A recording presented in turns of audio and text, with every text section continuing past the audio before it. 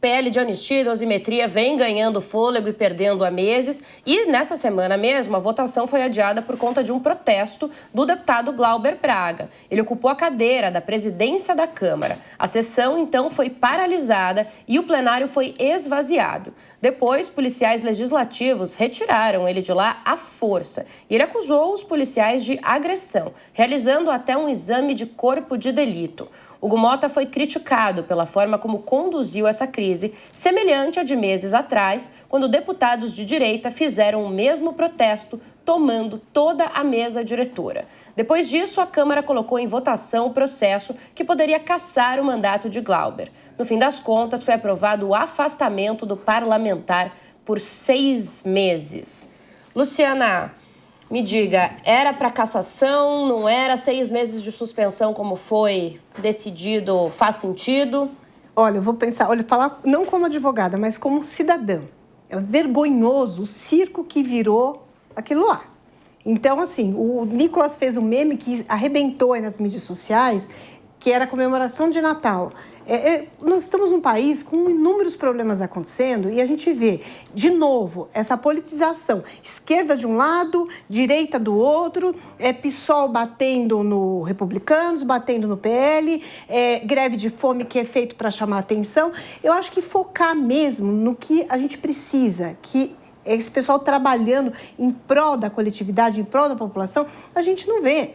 Então, a meu ver, o que está acontecendo ali deveria ser caso de, sim, ser expulso de lá, ser retirado de lá, ficar inelegível por 8 anos. Por isso nós temos uma legislação muito específica, teria que perder o mandato. Mas aí eu li aí nos veículos de comunicação, não, porque poderia ter conversado antes disso tudo acontecer. De novo, a gente cai naquele jogo político do lobby que prejudica a população, o eleitor. O Brasil precisa crescer, a gente precisa de pessoas trabalhando, não de pessoas com holofotes. Então, fez boletim de ocorrência, só que do mesmo modo eu entendo que as pessoas profissionais da imprensa que foram agredidos também teriam direito de vir a público e se defender também, porque sofreram uma agressão. Então, tudo agora acaba em pizza, porque isso para mim acabou em pizza. Então, você fica ali 6 meses, depois você volta, tá tudo certo, você ainda vai poder explorar ali o final do seu mandato e concorrer a uma reeleição. Mas não é só, ele deixou a esposa dele que está lá dentro, né, ativa, trabalhando, e que vai explorar isso muito bem, em torno do quê? Buscar a reeleição dele e dela. Então, a meu ver, errou e errou feio. Agora, Maria, eu ia passar já para você mesmo, além da Maria querer complementar, eu também queria saber como que fica Hugo Motta nessa. Porque eu ouvi, inclusive, se fala que até o Centrão acabou votando ali pela suspensão e não pela cassação. Como uma represália, né, ao próprio Hugo Motta. Ao próprio Hugo Motta. Então, como que fica agora o presidente da Câmara? Eu acho que a gente tem visto cenas inéditas desde agosto desse ano, que foi justamente a direita bolsonarista ocupando ali o cargo da presidência, assim como o mesmo foi feito pelo Glauber Braga na quarta-feira, ocupando aí a cadeira da presidência. Uma presidência que está muito desmoralizada, que não consegue ter força nem com a direita nem com a esquerda, que ainda não tem a sua própria identidade, porque a gente não sabe qual é a identidade de Hugo Motta, de que lado ele tá. Ele tenta ali ser comedido e tudo mais, mas ele erra um pouco. Ele quer fazer uma cena com quem? Com o Lula ou com a oposição? Porque, por exemplo, o exemplo do projeto de lei antifacção, que veio do governo, mas ele entregou basicamente para a oposição do governo. Então, assim, o que ele quer fazer com isso? E algumas medidas, pelo fato dele ser uma liderança fraca, são consideradas radicais demais. Líderes fracos tendem a ter posições fracas demais. Hugo Motta está decepcionando, é um jovem que está há muito tempo na política, portanto, conhece como funciona a regra do jogo, não é um deputado de primeiro mandato, pelo contrário, foi eleito um dos mais jovens aí à Câmara dos Deputados, mas está patinando em relação a isso. E o que você falou é verdade. Muito disse que essa votação em prol de que o deputado Glauber mantivesse o seu mandato foi justamente uma alfinetada aí em relação a essa fraca presidência de Hugo Motta. A ver assim nos próximos capítulos. Mas a gente sabe muito bem que quem manda em Brasília está longe dos holofotes e já perdeu o mandato há algum tempo.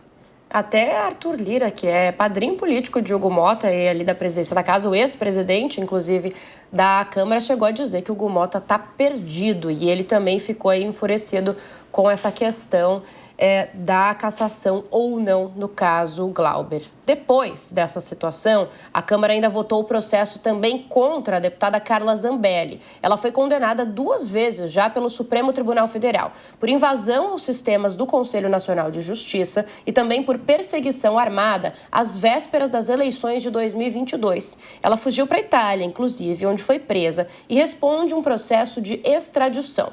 O Supremo decretou a perda do mandato. Mesmo assim, os deputados decidiram salvar, então, e manter ela como deputada, mantê-la no cargo. Por outro lado, como não está comparecendo às sessões, ela deve ter o mandato cassado por faltas. Jaqueline, faz sentido, então, ela não teve 2 condenações pelo STF, não foi cassada, é cassada por falta. Já deveria ter sido cassada antes? Já deveria ter sido cassada antes. É muito difícil, né, quando você pega uma casa parlamentar e não entende o que eles... Qual o sistema. Tudo bem, entende, é político, tudo bem. Mas nós temos que dar uma resposta para a população que vota neles. Como é que eu tenho uma pessoa, tá, que cometeu crime? Não cometeu, não. Juridicamente, ela teve a possibilidade de se defender, juridicamente, ela foi sentenciada, foi transitar julgado e está com mandado de prisão. Aí vem os seus pares e falam o seguinte, não, tá tudo certo, tá? O que o poder lá faz não interessa aqui. Se nós somos amiguinhos dela, nós vamos o quê? Nós vamos perdoar e acabou. Daqui não sai todo mundo junto, todo mundo agarradinho. Não é assim. Existe o quê? Existe leis para serem cumpridas. E o nosso Congresso tem que ser exemplar. Quando nós chegamos em sala de aula e falamos do Congresso, às vezes nos questionam um dia falando assim, mas como é que é? Mas um lá condena e outro fala que não é condenado. Como é que a gente vai respeitar? Eu não sei. Essa bagunça, a Luciana foi muito bem, falou assim, tem coisas muito mais importantes para serem votadas. O Brasil está uma coisa bem difícil de entender o Brasil. Nós temos problemas muito mais graves para ficar pensando nesse coleguismo de Zambelli, nesse coleguismo de Glauber, nesse coleguismo, essa situação individualista de cada partido ou de cada membro de partido, esquecendo que aquele povo que votou está completamente desamparado das suas ideias, está completamente desamparado da sua necessidade real. Enquanto isso, nós temos brigas, nós temos ofensas, nós temos lesões corporais, nós temos pessoas sendo absolvidas por um setor no qual o outro já condenou. Eu não consigo ter noção como isso pode ser respeitado, Bia. Eu queria saber, inclusive, tanto da Luciana quanto da Jaqueline ainda, como que fica o Supremo Tribunal nisso? Pode se pronunciar? Pode fazer alguma coisa? Oi, já tinha decidido? Bia, eu entendo que o principal nós temos uma hierarquia de normas. A Constituição Federal ela está no topo. Regra lá, teoria de Hans Kelsen, topo da pirâmide. O artigo 55, ele determina, ele é claro ao falar 1/3 de faltas, perde o mandato. Então, não faz o menor sentido ficar protegendo alguém que descumpriu. Então, se houve lá a questão do Supremo, o Supremo condenou, eu entendo que o Supremo tem sim que se manifestar, mas eu entendo que nesse caso específico agora é uma regra específica constitucional.